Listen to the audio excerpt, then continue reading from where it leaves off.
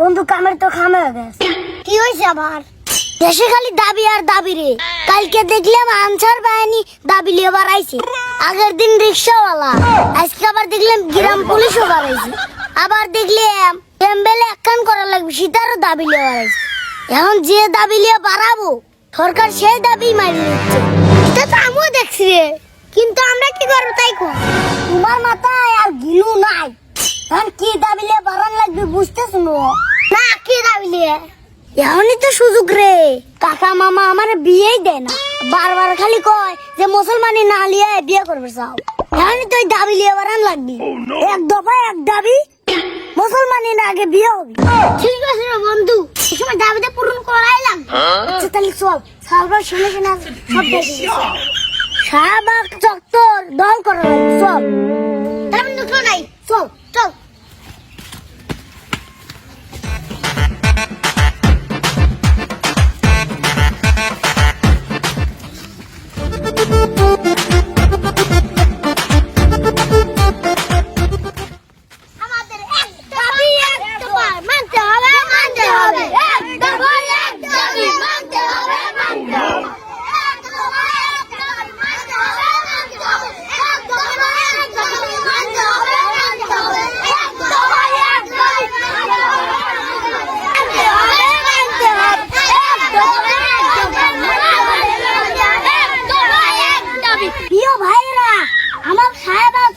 সামনে খুব প্রস্তুতি নিয়ে যাওয়া লাগবি।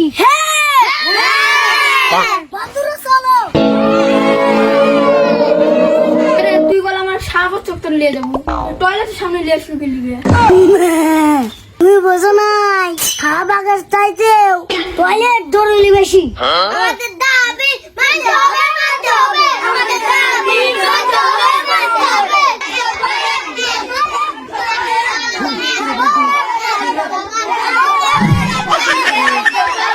কে রে তোকারে কি হয়েছে রে? তোরা হেনে এসে ধর্মঘাট ডাকছু, মানুষ ধর্মঘাট ডাকে হইলো শাহবাগে যায়, আর ওরা টয়লেটের সামনে এসে ধর্মঘাট যায়। তোকারে দাবি দুবা কি কত? আমাদের দাবি হলো মুসলমানের আগে বিয়ে দিতে হবে।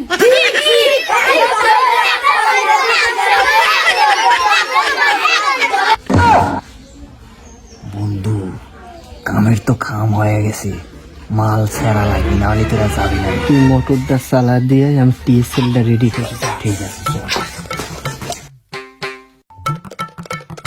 ধুয়ে দাঁড়া।